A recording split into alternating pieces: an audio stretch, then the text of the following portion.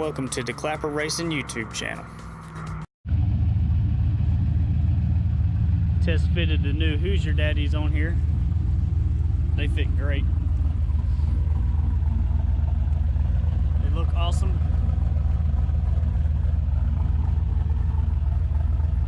Car's sounding good so far. I got to go get her some fuel, so I've got the barrel loaded up in the truck. The closest station that I don't normally go to is about 45 minutes away, so I'm gonna go get some gas for her. I think she's probably about a quarter of a tank right now, so we get enough to fill her up, and actually lower than that. So I'm gonna get enough to fill her up and everything. But did a few pulls with the car yesterday on wastegate, and it is, for some reason, it's pouring oil out of what I believe to be the dipstick. And if you remember on my other video where it actually ended up being the map sensor, it did the same thing. It sprayed oil out the driver's side, or the passenger side of the engine. And I never did figure out what it was, but I haven't really got into boost since then because I had map sensor issues, and I wanted to change the fuel system out. So I've kind of been putting it around if I drove it. So I'm thinking it is the oil dipstick, because when I put this motor in, the dipstick O-ring looked kind of questionable. And when all that stuff happened with the map sensor and everything, I ended up changing the O-ring with something that I had here that was what I thought would be close enough. I'm not sure if it is or not, but it's actually got a truck dipstick on it anyways, and I really need to buy a F-body dipstick to match my F-body pan. I just kind of filled it up one day and just marked the dipstick where it should be, and I've been using it. But it is pouring oil under boost. It's shooting it, from what I can tell, from the bottom of the motor all the way up, and it's hitting the hood. So hopefully, worst case scenario, it's a broken ring land and it's getting blow by into the bottom end, and it's just blowing it everywhere, but it's not coming out of the catch can. So I'm not real sure what the deal is, but I'm gonna like I said, I'm gonna go get some fuel, and I'm gonna try to go drive this thing around a little bit today. It's a really nice day, so that's what the plan for today. Let's get on the road.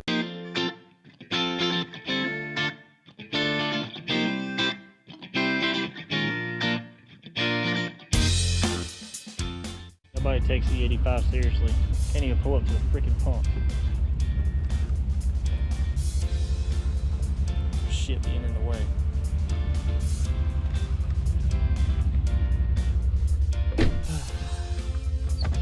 Crazy.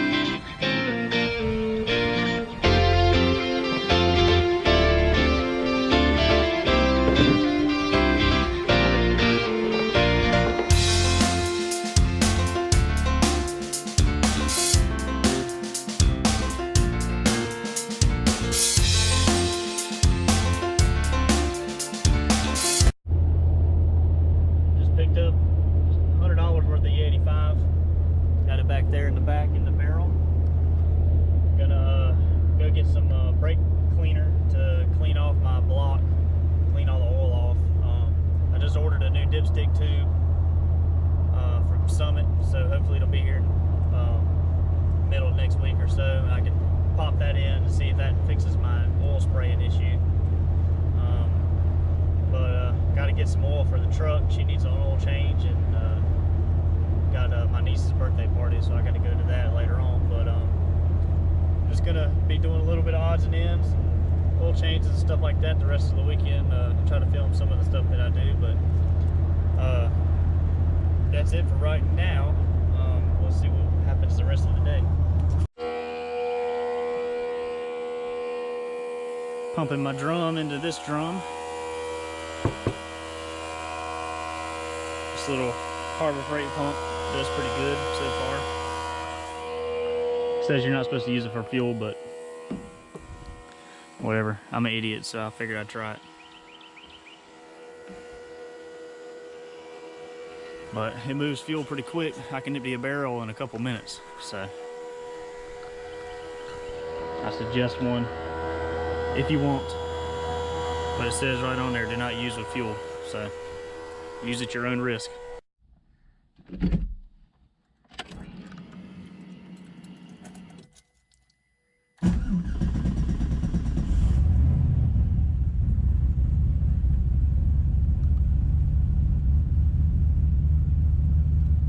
That E85 startup.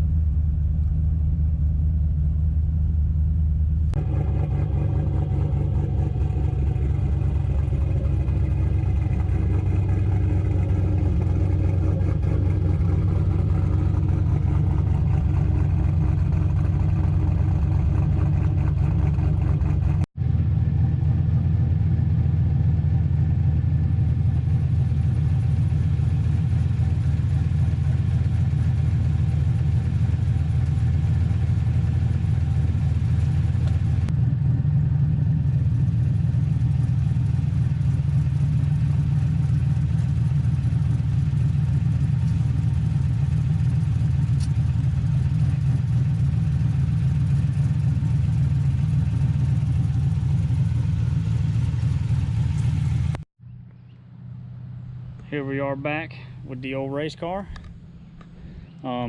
So drove the car to Jacksonville to the track to watch, which is about a 2-hour round trip, and this injector spacer, the O-ring, popped out of the fuel rail and just started spraying fuel everywhere. I mean, it was all over the downpipe, and it's a good thing the car didn't catch on fire. I'm surprised it didn't. So I ordered some taller fuel injector spacers from Michigan Motorsports, and they just got here today, along with my new dipstick tube. And this one doesn't even have an O-ring on it. It's just goes way down into the oil pan, a lot farther than the other one did. Maybe that's a good thing.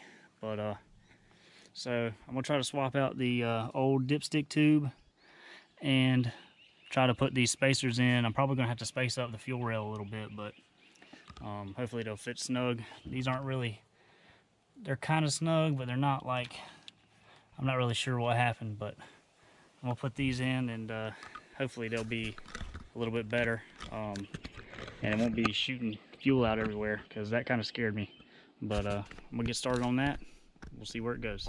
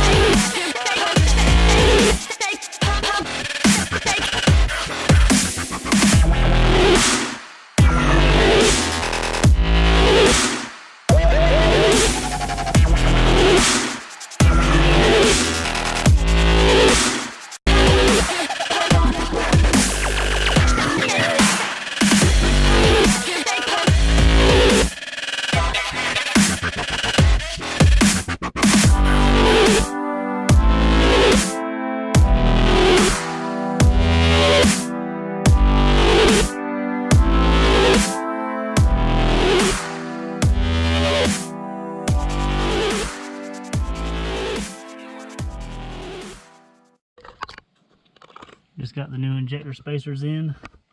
I put 2 little spacers under each bracket, and they're pretty mounted in there pretty good. I went to go prime the fuel system and the battery's dead, so I've got a cord running to it trying to charge it. Not sure why the battery died.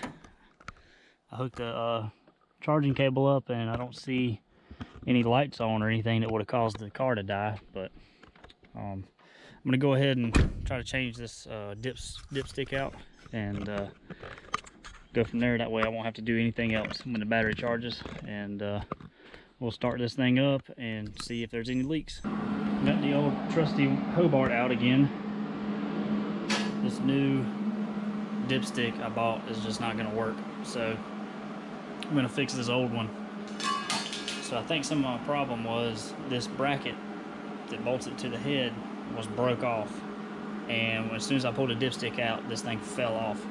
And there's 3 little kind of like spot welds in here that was broke, which means there's 3 holes in here when this bracket isn't all the way in, and I think it was shooting oil out of those holes when it was in boost. So I'm gonna weld this bracket back on here, put the dipstick back in, and I may spread a little bit of RTB around this O-ring and hope for the best. Hope that fixes it and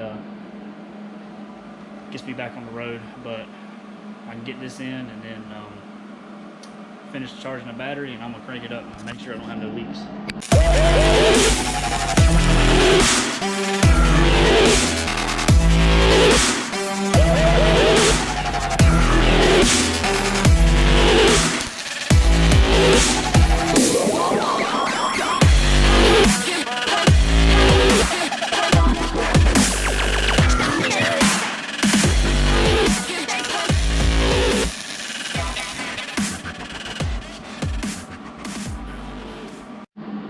There it is, welded up.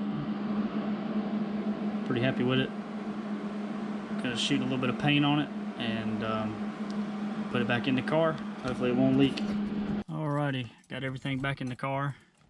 Got the dipstick in, and the battery's charged up enough. I've been letting it run, but I'm gonna let it run a little longer.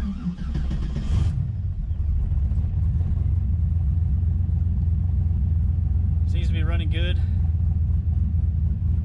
Let it charge the battery up, but I had the car running in test mode, both the fuel pumps, without the car running actually, and I didn't see any leaks so on the injectors. So hopefully that solved my problem. I'm gonna roll with it like that.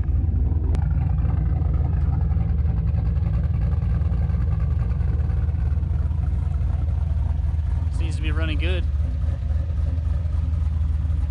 I got to ride to the store, get some new blades for my lawnmower, my race mower here, and might do that now. But hopefully I can test it, do a couple wide open throttle hits, and see if it spews oil everywhere. Trying to do a little pull here and see what the car does. Hopefully it doesn't smoke.